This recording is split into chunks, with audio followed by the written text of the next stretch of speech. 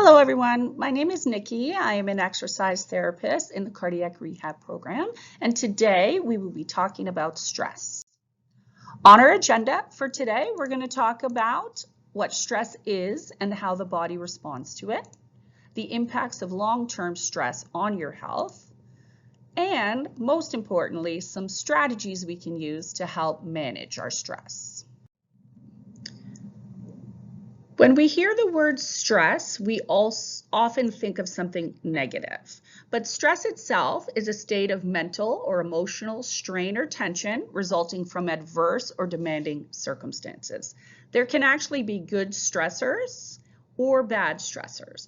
Think walking into a room and everyone yells surprise. That would be a good stress versus you almost got hit by a car. That would be a bad stress. There can also be good stress responses and bad stress responses. Good stress is usually short-term and can inspire you, motivate you, focus your energy, or enhance your performance.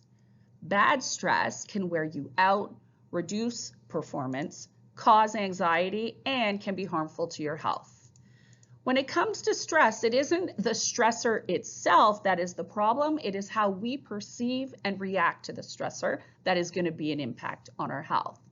So if you look here, these would be obviously some bad stressors. So things like financial challenges, abuse of any kind, a death in the family. Even if it was expected, it is still a stressful thing to go through.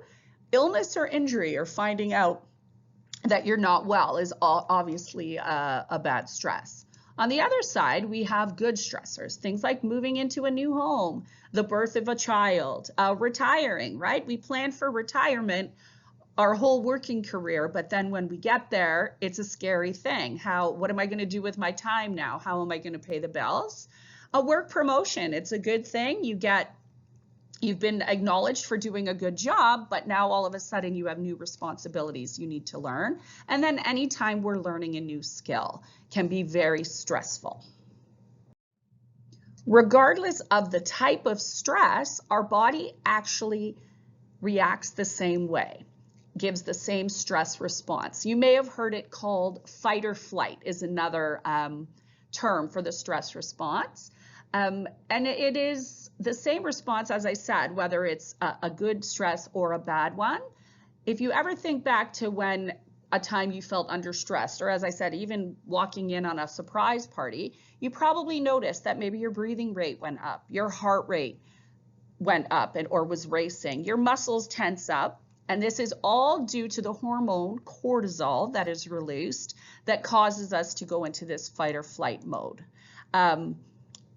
The biology in our bodies hasn't changed. So back 100 years ago, our stressors were more like what we see on the screen here. We were either going to kill or be killed, eat or be eaten, right? So we no longer have saber-toothed tigers chasing us. So we're no longer putting our dukes up or doing something physical. Instead, now our stressors are more mental or work related, traffic, family issues, things like that, finances. But our biology hasn't changed, which means our body is still designed to do this physical thing. So blood pressure up, heart rate up, breathing up. We get tunnel vision, muscles tense, things like that. And if this goes on for a prolonged period of time, that's when we're going to have an issue. So we'll talk about that on the next slide. So the health impacts that we might encounter if we're under this long-term stress, things like, as I said, jobs, traffic, family stressors, financial, things that we're dealing with on a daily, regular basis, we're going to see things like our immunity goes down. So instead of being able to fight off that cold that might have, taken a 24, 48 hours, maybe it's lingering on and all of a sudden I've had this cough for a couple weeks and now it's progressed into bronchitis or pneumonia or something like that. It's taking me a lot longer to recover.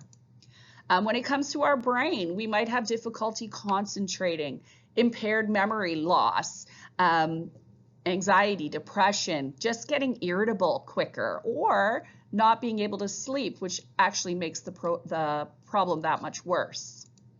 When it comes to our heart health, if we're constantly under this fight or flight, this stress response, and our heart rate is higher and our blood pressure is higher, that's increased workload on the heart, which is going to put us at an increased risk of things like heart attacks, strokes, arrhythmias, things like that. This here is a stomach, and if you think, and I know there's two different usually types of people, right? Some stress people eat more but not make good choices, and then other people don't eat, right? If you think of a bride, some brides are going to lose too much weight, their dress doesn't fit, or some gain weight and their dress doesn't fit for a different reason. But either way, the digestion is the problem. Our stomach gets issues, things like ulcers, irritable bowel syndrome, reflux, nausea, and as I mentioned, the weight fluctuations, things like diarrhea or constipation. It can kind of present itself either way, but the stomach can be affected. When it comes to our muscles and our joints, right, we hold a lot of tension in our muscles when we're stressed and we're in traffic. We're holding our shoulders up to our ears like earrings, and then all of a sudden our muscles get tense. Our bone density can actually reduce and our muscles get inflamed, which is going to lead to pain and stiffness.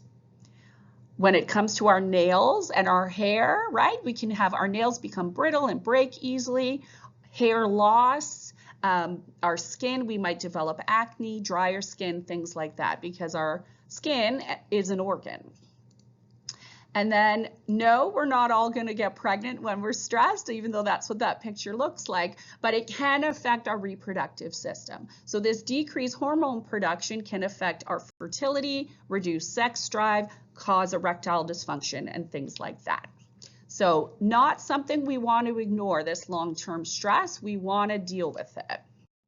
And we deal with it through stress management strategies. So as I said, it is not the stressor itself, it's how we're perceiving it and how we react to it. And the same would go for the management strategies that may work for you. What works for one person may not work for you, but there's lots of suggestions out there that you can try. So the first one up here is exercise. Always the right answer in this program, in this class. So exercise, and we want to be aiming for about 150 to 300 minutes a week of aerobic exercise. And you might be thinking exercise is stressful, and you're right, it is, but it's a good stress and it helps us to regulate those hormones and things that I said were causing an issue. You might also want to think about engaging in hobbies you enjoy. When we were little, right, when we were kids, we had lots of hobbies, whether it was playing a musical instrument or singing, drawing, coloring, and we kind of, as we age, we stop doing them. So I would encourage you to look back into things you used to enjoy. They have adult coloring books out there, maybe woodworking, things like that, but picking a hobby that you can do when you're feeling stressed out. Practicing yoga, so any type of practice where breathing is involved and it helps us kind of center could potentially help you with stress. We offer yoga classes. There's different things on the website that you can try, both chair and standing yoga, as well as just looking on YouTube. There's a lot of different free yoga options out there. Meditate doesn't work for everyone, and there's more than one way to meditate. So maybe just sitting there and trying to capture your thoughts doesn't work for you, but there's walking meditation or guided meditation, progressive relaxation, things like that. Again, searching on YouTube, there's a lot of different free resources out there available. Prioritizing sleep is a big one. Our body actually interprets lack of sleep as a stress, and it increases the cortisol. So aiming to get 7 to 9 hours of good quality sleep, ideally all at one time, might help with your stress situation. If sleep is an issue with you, we do have another video on sleep, so I would encourage you to check that out. Practicing positive self-talk is big. We are so mean to ourselves. We say things to ourselves that we would never say to another person. So be kind to yourself. Practice having like a mantra or a motto that you stick by, even just I'm okay, something little, but think of what you would say to a friend and say that to yourself. Having a good support network is great. Not everyone has that opportunity, but if you do, reach out to friends, family members, people you can talk to. And if you don't have that available to you, seeking a professional, right? There's referrals you can get to different therapists or counselors that can help walk you through this. There are things online you can do if you don't have a lot of time, a lot of options, or even sometimes journaling, writing down your thoughts so that you can kind of get them out on paper, and maybe that will help minimize them or make them seem a little less scary. Another big one is deep breathing. It's cheap, cheerful, easy. You can do it anywhere.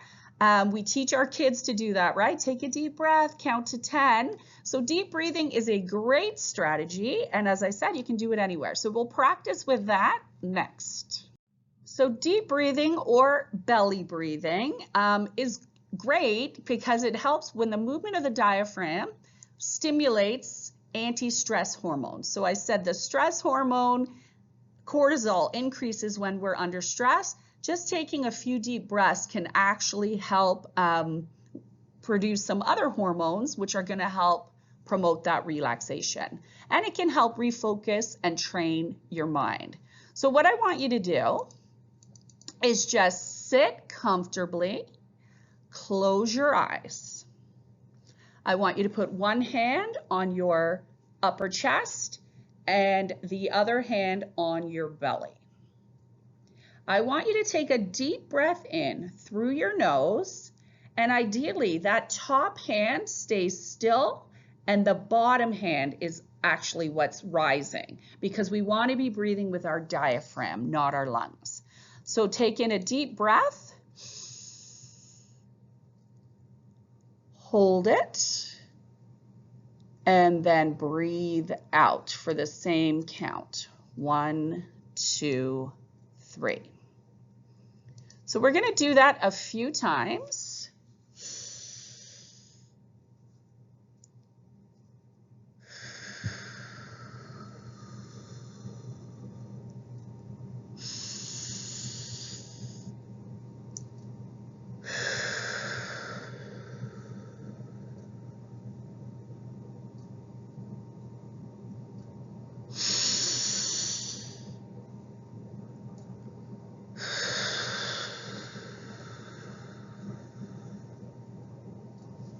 Okay, amazing. So if your eyes were closed, slowly open them. But see that? It's magic, right? Just a couple of deep breaths can really help ground you and make you feel better. So that's something you could practice daily. You could do it in the night before you go to bed, or maybe in the morning, or anytime you find yourself in a stressful situation. I encourage you not to close your eyes if you're driving, but otherwise you can kind of breathe at any time, anywhere. People don't even have to know what you're doing. So there's a trick that you can use. Okay, let's see if you were listening. It is time to test your knowledge. Which of the following statements is incorrect? A, unmanaged stress levels can increase the risk of cardiovascular disease. B, reduced heart rate and blood pressure occur during the fight or flight stress response. C, deep breathing exercises can promote relaxation. D, stress can have both positive and negative impacts. Or E, long-term stress can cause hair loss, brittle nails, dry skin, or acne.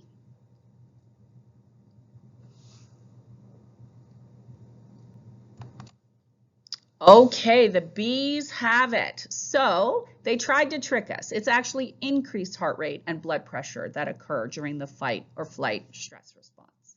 Hopefully you enjoyed the talk. If you have any more questions, you can find more information on the website, gethearthealthy.ca.